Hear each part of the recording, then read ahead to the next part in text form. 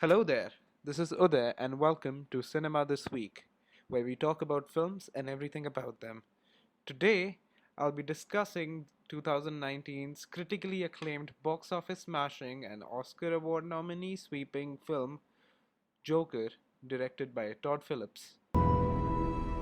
Arthur, I have some bad news for you.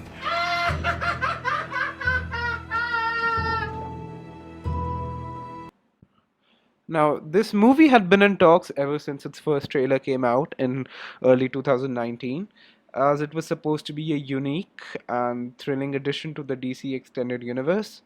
The character's portrayal seemed to fall on the footsteps of Heath Ledger's portrayal in The Dark Knight, and after Jared Leto's infamous fail at portraying the character to its fullest in Suicide Squad, audiences were really hoping to see the character redeemed in its full strength and um, portrayed with the same nuance as was in The Dark Knight. And I must say, Todd Phillips did not underwhelm the audience at all.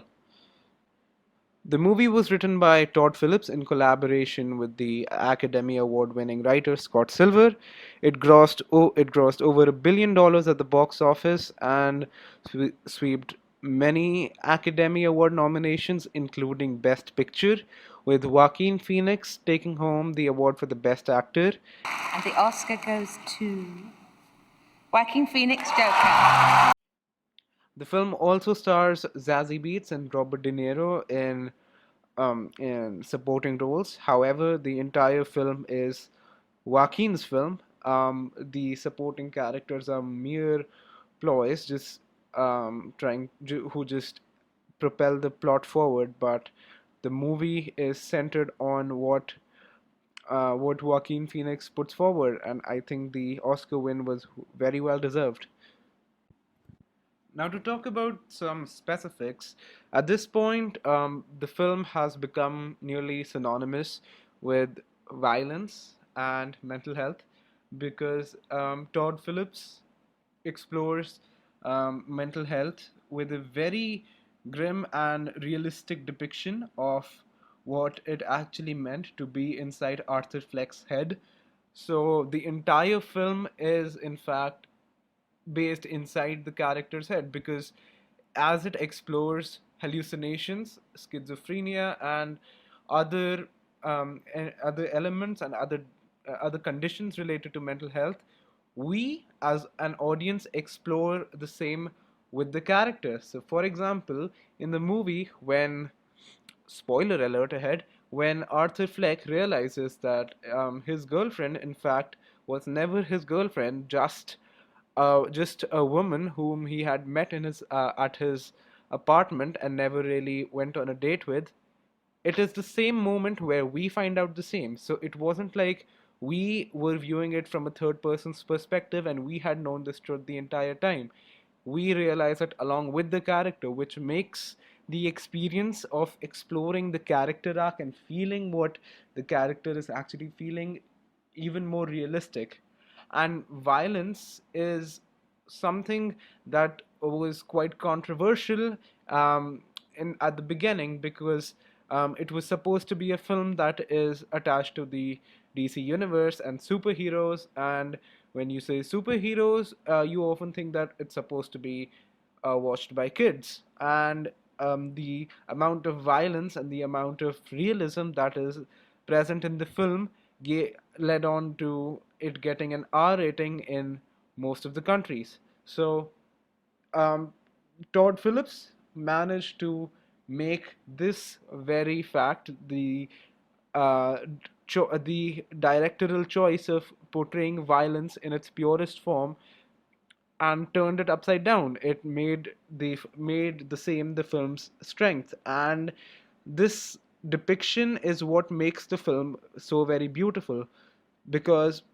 directors like Wes Anderson invest a lot of time in making the films look as pretty as possible. However, if you look at Joker, you would actually feel that a huge amount of time and effort has been spent in making the film as grim and depressing visually as well as mentally as possible, because as I said before, we are exploring the character from the character's mind and everything that goes with it, including the plot and the dialogue and the screenplay, in fact, are all viewed by the audience from the character's mind. So, if the city of Gotham is supposed to be viewed by Arthur Fleck in a grim form, then the visuals of the film and the direction of the film also needs to be grim.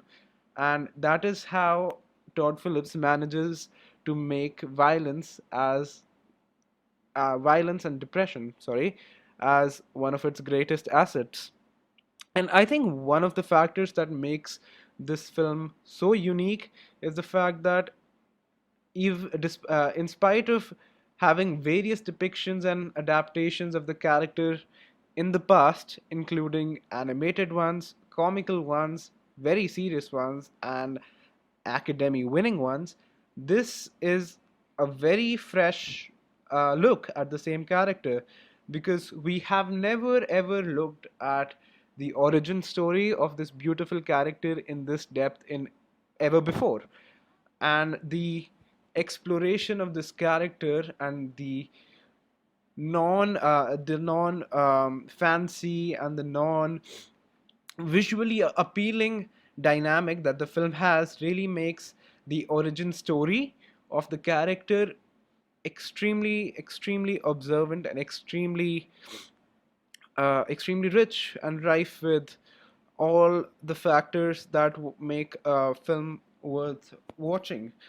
And through this movie, we actually see the evolution of the Joker. So in previous adaptations, including the Dark Knight, we see Joker being portrayed as a villainous character, but we never really get inside the character's head in the same fashion as we did in this movie, because the evolution of the character from a depressed yet optimistic man living with his single mother in Gotham City to this villainous and almost nihilistic man who does crime and murders just for the fun of it.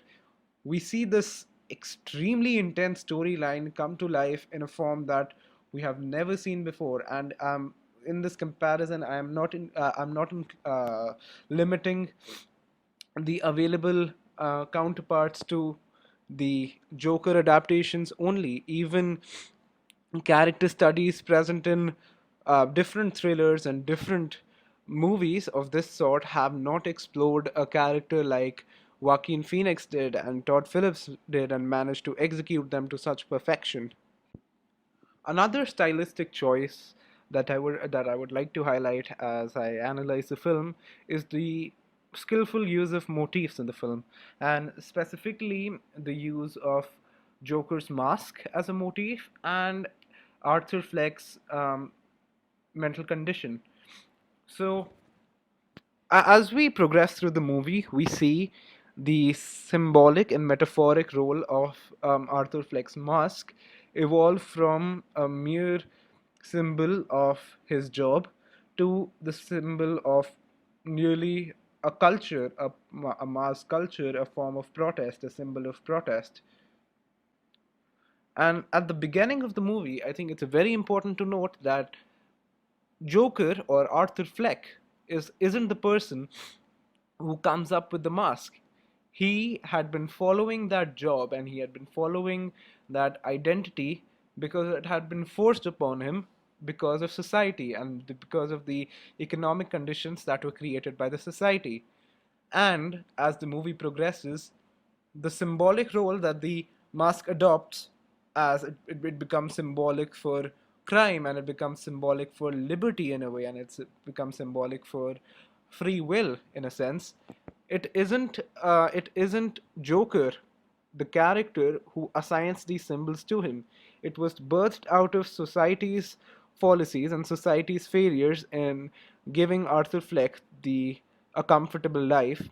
And as the same character fell into a spiral of madness, and as he fell into a spiral of crime and complete evolution, we see that he assigns that personality to the same person that had been wearing that mask before, but instead of donning that mask before as his occupation, now he dons it as his own personality. So, in a way, it's a story about coming to terms with yourself and coming to terms with who you are and looking at where you came from and embracing that. And in other words, what I'm trying to say is that at the beginning, the movie starts with Arthur Fleck having this identity that was forced upon him, and by the end of the movie, he chooses to stay attached to the same identity, the same beginning, but chooses to embrace it by his own free will and does what he wants to, and embraces crime for pleasure and becomes Joker. And I think the second motif that I want to talk about, Arthur Fleck's condition where of uncontrollable laughter, is shares a similar background, because at the beginning of the movie we see him struggling with the condition. We see him trying to come to terms with it, trying to live like a normal person, but failing constantly as people give him looks on the street and people don't trust him and people judge him negatively for his condition. Whereas by the end of the movie, we see him embracing his laughter and embracing his condition by being proud of it, and what he does at the end of the movie, how he commits crime and how he is proud of who he has become. We see that laughter evolved from a torture and a mental confinement to a part of his personality that he was proud of and he chose to embrace. Now, I think I have already established how rife and how fantastic the story arc and the character arc the movie has. And in fact, this can be seen again. I think one of the most beautiful shots that the movie has.